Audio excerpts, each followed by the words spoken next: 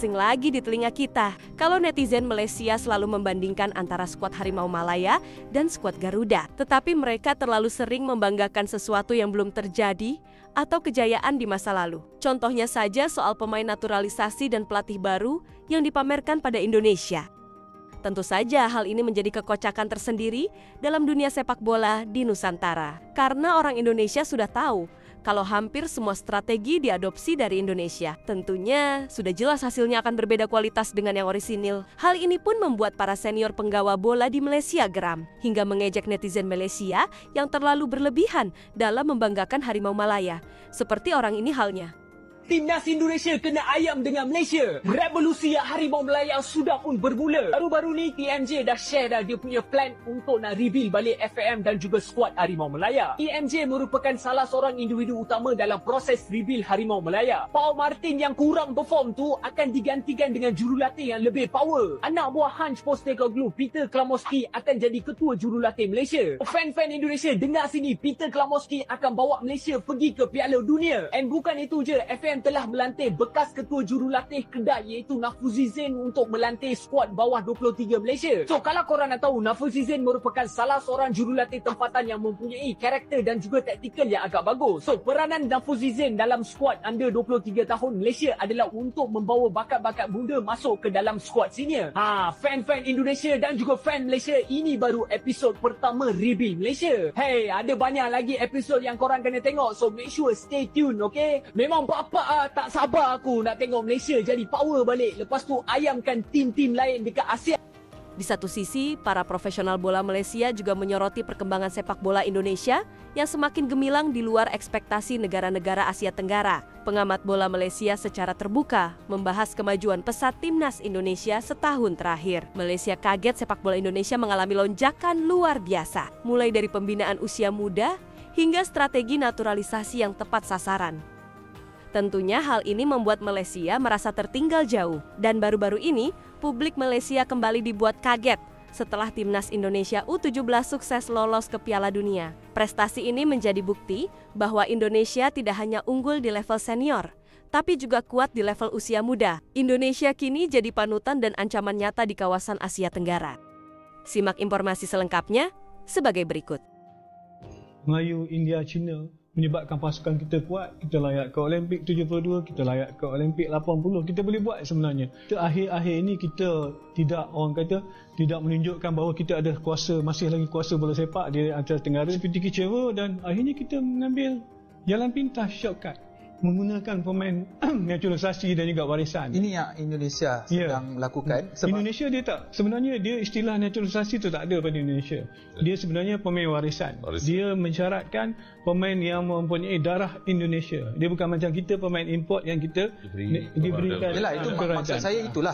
Adakah kita nak menuju ke arah kesemuanya pemain warisan? Bukan kesemualah, 90%, 80%, sebab baru-baru ni kita tengok skuad Indonesia, kesebelasan utamanya mungkin 2 sahaja pemain homegrown. Adakah kita menuju ke arah situ ataupun kita nak mengikut jejak langkah Thailand di mana lebih sustainable, liga lebih baik, dan kita tahu pemain-pemain Thailand ni banyak yang berkualiti, yang banyak bermain di Liga Jepun. Macam mana Abang Bambin? Nombor satu, saya rasa ada sejarah je, acuan yang mana dan sebagainya. Mungkin isu yang paling utama, contohnya Piala Asia kita layak ke akhir on merit. Kali pertama dalam letak kita main 3 peringkat kumpulan, 3 kalah. Kita nak pastikan kalau kita layak sekali lagi, nombor satu nak pastikan kita layak sekali lagi. Kan swasta ke tak swasta ke, FAM ke, untuk kehadapan dan seumpamanya. Daripada 3 main 3 tak ada kemenangan, satu seri tak ada kemenangan. Kita nak kena memperbaiki, improve on that lah. Sama ada gunakan pemain naturalisasi, sama ada guna pemain warisan, pemain tempatan sahaja. Datuk Dollah dulu kita pernah menang Arab Saudi. Jadi inilah isu kita ni di Malaysia ni. Kita tak suka terima kenyataan. Kita selalu we have this halusinasi di mana kita lebih baik daripada semua orang. Kita Brazil, kita adalah Argentina. Apabila pasukan kebangsaan kalah, kita tidak boleh terima. Ejen permang aku untuk minggu ni pula, Faiz, datang daripada rantau Asia Tenggara. Sebenarnya pasukan itu daripada Asia Tenggara, tetapi pada ketika ini sedang berjuang di Timur Tengah kalau tak silap aku. dalam kejohanan AFC Under 17. Dalam kejohanan AFC Under 17 at the time of recording, hari ni tarikh berapa? 9 ke 10? 10. At the time kita merakam episod ini, skuad Indonesia bawah 17 masih belum beraksi dalam perlawanan kumpulan terakhir. Belum. Malam ini is the last grouping kalau tak salah aku. Tetapi mereka telah beraksi dalam 2 perlawanan grouping dan memenangi kedua-dua perlawanan tersebut dan berjaya layak ke peringkat kalah mati. Salah satu perlawanan tersebut, perlawanan pertama, mereka menewaskan gergasi iaitu Korea Selatan 1-0 dan perlawanan kedua mereka menewaskan Yemen 4-1. Dan 2 kemenangan ini 5 jaringan, 1 jaringan dibolos, full 6 points melihat mereka melayakkan diri ke kalah mati, and disebabkan mereka layak ke peringkat kalah mati, Indonesia secara rasmi telah mengesahkan tempat mereka dalam Piala Dunia bawah 17 tahun yang seterusnya. Sebelum ini Indonesia dah pernah main Under 17 World Cup once, tetapi as a host nation. Sama macam kita lah. Sama macam kita. Kali ini mereka akan layak ke Under 17 World Cup on merit buat kali pertama dalam sejarah mereka. Satu pencapaian yang sangat luar biasa. Dan kenapa aku cakap benda ni penting, Faiz? Banyak yang sebenarnya aku nak perkatakan, tapi aku rasa kita tunggu Under 17 campaign ni wrap up dulu sebelum kita nak review coach Nova Arianto, kita nak review pemain-pemain dalam pasukan, kita tunggu tournament wrap up dulu. Tetapi aku nak just sebut kenapa benda ni penting dan meremangkan bulu roma aku adalah kerana di fasa yang mana bola sepak Indonesia sering dituduh mengambil jalan singkat. Dalam fasa di mana bola sepak Indonesia dikatakan terlalu gairah dan gelojoh untuk jalan singkat sehingga menaturalisasikan belasan ataupun mungkin puluhan pemain yang datang daripada Eropah untuk mengangkat martabat timnas untuk masuk ke Piala Dunia Senior. Di fasa perkara tersebut, tuduhan-tuduhan tersebut diberikan kepada PSSI.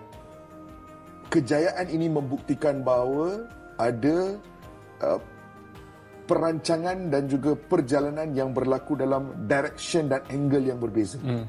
Senior team is senior team dengan projek short term mereka, tetapi at the younger age level ada satu projek jangka masa lama yang sedang berlaku. Ini bukan sesuatu yang berlaku secara random, ini bukan sesuatu yang akan berlaku just like that. Ini adalah hasil daripada usaha dan tenaga kerja yang telah diletakkan ataupun dimasukkan sebelum ini. Coach Nova is really highly rated di Indonesia. One day kita akan bersembang pasal dia. Sangat highly rated dan dia telah meneruskan legasi guru-guru dia sebelum ini dan membawa Indonesia mencipta satu sejarah yang besar. This is an important moment kerana ia menghantar message bahawa perjalanan bola sepak Indonesia pada ketika ini bukan untuk jangka masa pendek sahaja, but there is a long-term gain right now. Pelatih Malaysia hina timnas Malaysia U17 setelah Indonesia lolos Piala Dunia U17. Kita kontrol bola saja belum benar. Pelatih asal Malaysia Sulaiman Husin menghina timnasnya sendiri. Pria yang kini menjabat sebagai Direktur Teknis Asosiasi Sepak Bola Kuala Lumpur itu mengatakan sepak bola usia muda Malaysia jalan di tempat ketika sang tetangga, timnas Indonesia U17, memastikan tempat di Piala Dunia U17 2025. Sementara kita masih di sini, masih mencari turnamen Cup Ayam, apa yang bisa diikuti minggu depan. Lemari trofi juga belum penuh juga, kontrol bola pemain masih naik sampai ke hidung, belum benar.